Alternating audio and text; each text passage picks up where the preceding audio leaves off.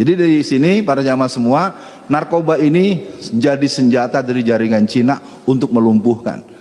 Pertama, melumpuhkan generasi muda. Kedua, melumpuhkan orang-orang tua dan aparat untuk menyoal mereka. Karena mereka sogokannya ratusan triliun. Puluhan, gila. Jadi barang itu datangnya terang-terangan. Jadi pakai kapal-kapal besar itu, di 250 ton kan nggak mungkin pakai gerobak. Ya. Dan transaksinya resmi antara seragam titik-titik dengan seragam titik-titik. Udah dah, saya nggak bisa bahas lagi. Pakai berkasnya sama, saya dapat langsung.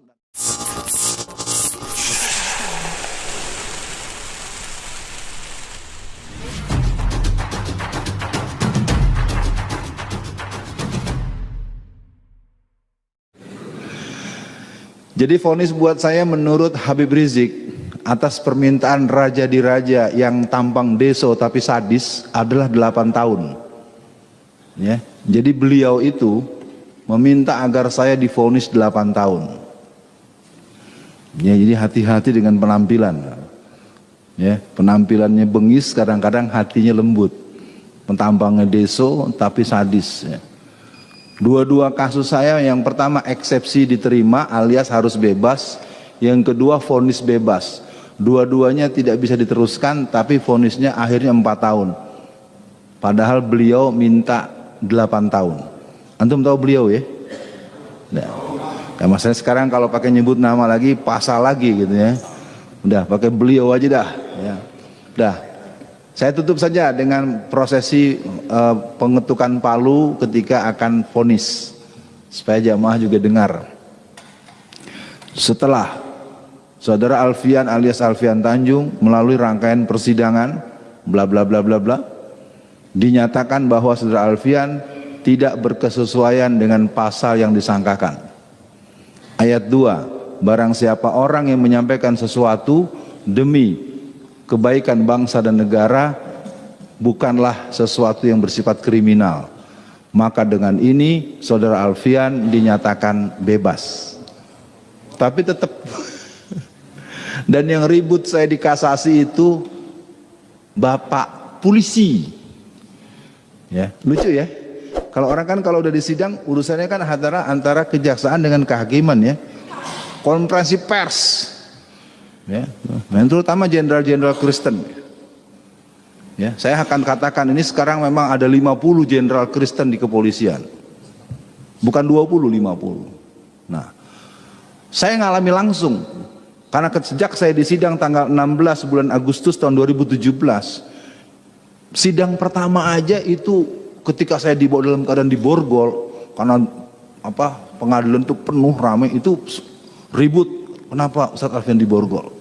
Akhirnya sejak itu kata hakim, sejak hari ini persidangan Ustadz Alfian tidak boleh diborgol lagi. Nah, bolak-balik tanggal 27 Desember tahun 2017 sidang kasus di Jakarta. Kasus Jakarta itu adalah kasus yang merupakan saripati ceramahnya si Ciptaning yang mengatakan bahwa PDI Perjuangan dicoblos oleh 20 juta warga PKI. Lalu saya masukkan di Twitter, isinya 85% pemilih PDI Perjuangan adalah PKI. Ini ceritanya seperti orang curi motor Pak Budiman. Ada orang nyuri itu. Maling tuh, maling. Jadi yang ditangkap bukan yang maling, yang ngasih tahu. Kan lucu kan? Makanya ketika Bang Yusril jadi saksi, itu habis sama Bang Yusril tuh. Hakim segala macam, jaksa nggak bisa ngomong. Tapi ya begitu. Oke ya, jadi kesimpulannya saya masih seperti yang dulu, cuman mungkin kemarin udah kena lagi pasal di Sumatera Barat. Terus-terusan nih, saya dilaporin terus. Oke, cukup sampai di sini. Karena tadi ada amanat dari Pak Ustadz Budiman untuk menyampaikan hal-hal yang khusus. Ya, saya berharap saya tidak slip of tongue, saya nggak salah ngomong. 1,5 bulan yang lalu, Xi Jinping sudah mengancam Jokowi. Kalian harus sikapi Islam dengan keras. Saya kok nggak paham ini, kok presiden negara lain ngancem presiden kita. Ini terus terang saja, ini saya karena tadi saya tegas betul tadi Ustadz Budiman bilang, Ustadz Alfian akan menyampaikan sesuatu yang tidak atau jarang didengar. Seperti dulu juga pernah saya, maaf, masih ada nggak Bapak yang polisi di sini? Ya, Bapak kan yang marah sama saya waktu saya bilang Polwan digebukin, lalu Bapak komplain, akhirnya saya kirimin videonya. Iya, dulu waktu ada proses sweeping di hotel di Medan, saya sempat cerita, saya ingat beliau tuh agak komplain. Oh ini gini mana? Akhirnya saya kirimin video pada beliau ketika pengusaha Cina pemilik hotel ada proses penertiban oleh pihak Poltabes Medan. Aneh kan?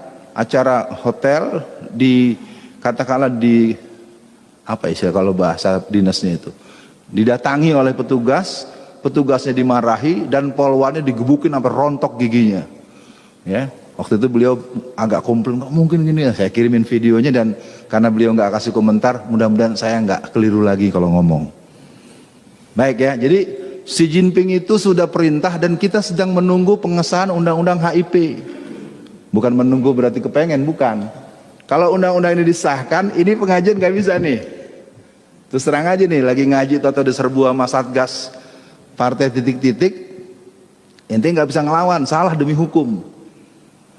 Jadi undang-undang HIP itu blade-nya adalah blade penghapusan TAP MPRS nomor 25 atau 66. Beneran, ini saya gini-gini kalau kata teman-teman deket, ini Profesor Doktor PKI nih.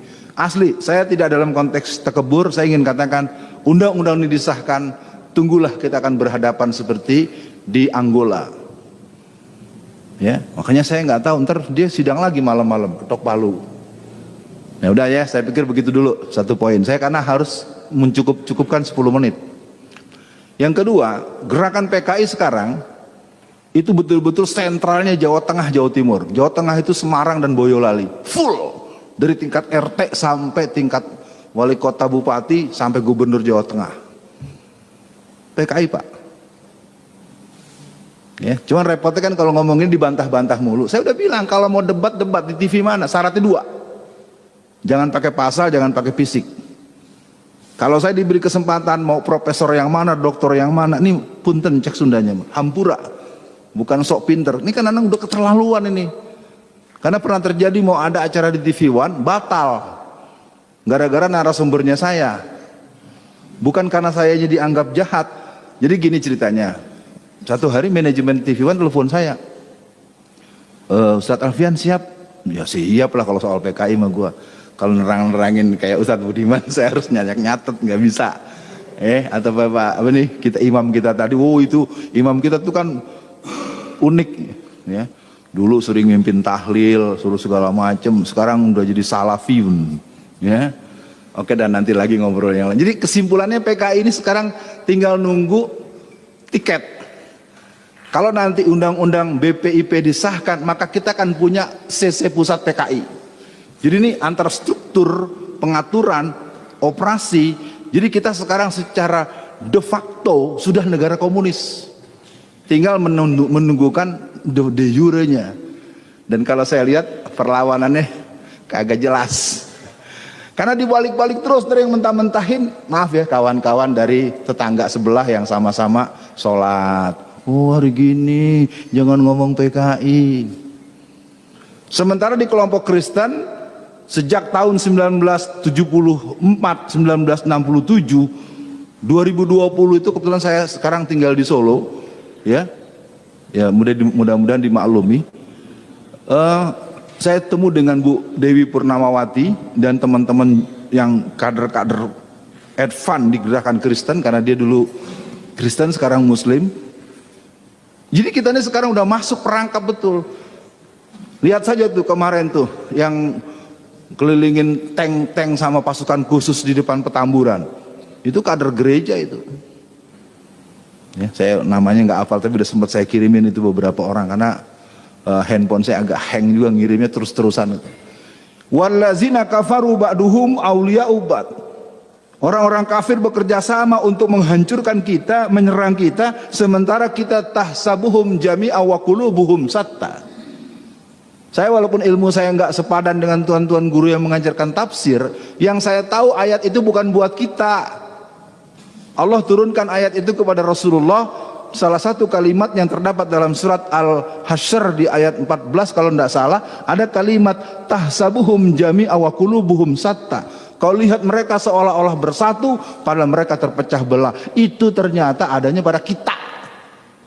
Itu ayat kan bukan buat kita itu. Tanya deh sama guru kita nih, tanya ustadz-ustadz. Nah, jadi kesimpulannya itu satu lagi atau dua lagi. Nah ya, yang kedua narkoba. Ini mohon maaf Bapak yang pernah di kepolisian.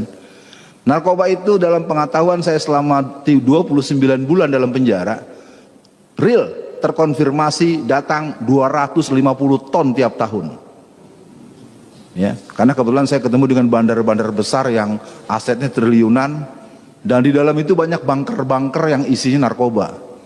Saya nggak bisa lagi ngomong dan nyerah udah. Ya, jadi kalau ada, jangankan saya yang sama-sama tahanan, Kalapas aja kalau mulai menyoal bulan depan ganti. Jadi dalam itu yang namanya bandar-bandar bener-bener jadi super body. Kita ketahuan punya handphone aja dimasukin sel tikus. Tapi kalau Cina-Cina itu pakai handphone tuh depan umum, pakai bahasa Cina lah segala macam. Wah udah nggak ada harganya deh petugas kita. Mau yang petugas kepolisiannya, mau yang petugas lapasnya, yang nggak, kalau di hadapan Cina semuanya. Saya tidak menghujat lembaga loh, saya melihat langsung bagaimana mereka dibentak-bentak. Apalagi waktu saya ditahan di Makobrimob. Itu kan saya di Makobrimob itu ya ceritanya penjara-penjaraan. Kalau udah jam 10 malam tuh sering dibukain sama komandan batalion. Saya kan imam musola, saya begini-gini imam musola Pak, imam musola jamaah 200 orang. Jadi kalau lagi nggak ada pengawasan dari Mabes Polri, gembok saya dilepas. Pas saya masuk, sopo iki sopo, ditahan di sini, Ustadz Alfian Tanjung, yang memenjaranya gendeng. Bayangin karutannya saja bilang yang masukin saya ke situ orang gila atau gitu, coba. Ya, tapi jangan cari namanya, saya nggak mau, kesian tuh bapak itu. Jadi dari sini para jamaah semua, narkoba ini jadi senjata dari jaringan Cina untuk melumpuhkan. Pertama, melumpuhkan generasi muda. Kedua, melumpuhkan orang-orang tua dan aparat untuk menyoal mereka, karena mereka sogokannya ratusan triliun, puluhan gila. Jadi barang itu datangnya terang-terangan. Jadi pakai kapal-kapal besar itu, di 250 ton kan nggak mungkin pakai gerobak, ya. Dan transaksinya resmi antara seragam titik-titik dengan seragam titik-titik. Udah dah, saya nggak bisa bahas lagi. Pakai berkasnya sama, saya dapat langsung. Dan terakhir, karena nanti kelamaan, yang jadi bandar narkoba di masyarakat itu tokoh-tokoh yang populer dan terkenal. Di tingkat ini, izinkan saya nggak berani nyebut nama, takut saya, asli takut. Beneran Pak, saya ngomong aja takut udah. Karena saya kan di dalam diketahui, karena saya ini wakil ketua Komite Dakwah Khusus MUI Pusat. Jadi anak-anak tuh pada cium tangan mulu lah, udah pada laporan. Ustadz gimana Ustadz gini-gini, kamu kenapa kasusnya? Ya saya 13 kilo Ustadz, hukuman saya hukuman mati. Terus tapi sebenarnya yang punya disebut tuh nama-nama orang. Lu bener ngomong gitu? Buat apa Ustadz, dari penjara? Jadi sekarang ini memang betul kalau kita nonton film India, Tuan Takur, lu Tuan Takur nggak? Ya kalau saudara-saudara bangsa ini kita padahal di belakang tanah rakyat dijarah, anak-anak kecil diracun segala macam. Jadi negeri ini Tuan Takurnya ada banyak. Siapa saja dia, cari sendiri aja. Ya, kena pasal lagi gua nanti ya. Tapi intinya negeri ini memang sudah dihancurkan dengan serius. Maka saya himbau buat para semua jamaah, jangan jauh-jauh dari Allah. Jadi khutbah Jumat Ustadz kita kemarin Jumatan itu keren. Kalau yang Jumatan kemarin di sini keren. Saya karena takut terlalu romantis, hampir saya peluk tuh kemarin menjelang saya pulang. Semoga beliau sehat, Allah kasih rezeki yang banyak, ya. Dan saya tahu beliau ini orangnya sangat tekun belajar. Sekian dulu para pemirsa sekalian, bahan-bahan yang lain menyusul, nggak tahu kapan menyusul, karena ini pengajian beliau ya, saya nggak tahu. Yang jelas saya mohon maaf, karena kalau diterusin urusannya udah kejauhan, terlambat, ya. Tinggal tunggu tanggal mainnya penyembelihan orang-orang yang melawan, karena jumlah yang mati sebenarnya sudah menembus 6.000 orang.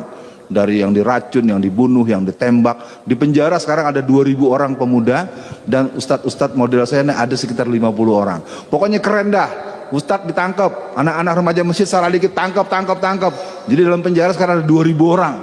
Ya, nggak percaya, ayo kita cek sama-sama. Karena saya ketemu dengan lapas-lapas yang sebagai penutup. Jadi saya di penjara di Porong itu, saya sering diculik oleh petinggi-petinggi dari dirjen di tingkat Kanwil di Jawa Timur. Tapi culiknya bukan jahat, dia ngajak ngobrol, persis seperti antum. Ngobrol, Ustadz, ini gimana Ustadz, gini. Nanyanya yang aneh-aneh terus. Akhirnya saya balikin, Bapak ini pejabat nanya-nanya gitu sama saya terus. Jangan-jangan saya ntar mau dikasih pasal lagi. Enggak Pak, kita cuma ngebandingin antara briefing Pak Yasona, nonton TV, sama dengan Ustadz Alfian. Lu terus kenapa bandingannya? Saya lebih percaya omongan Ustadz Alfian Tanjung. Jadi artinya memang yang muslim itu sangat kecewa karena gerakan Kristen, gerakan komunis, gerakan Syiah. Semoga kita tidak pernah khawatir, tidak pernah gentar, karena kita akan bersama dengan Allah. Nahnu awliyaukum fil hayatid dunya wa fil akhirah walakum fiha ma tashtaha anfusuhum walakum fiha ma tad'un. Assalamualaikum warahmatullahi wabarakatuh.